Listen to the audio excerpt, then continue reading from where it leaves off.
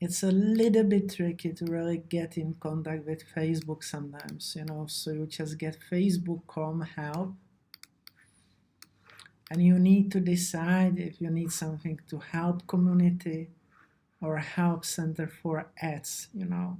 So I, for example, click here, and you know, it's always the Facebook is trying his best to really get me the information, and I really have to go for the support, you know.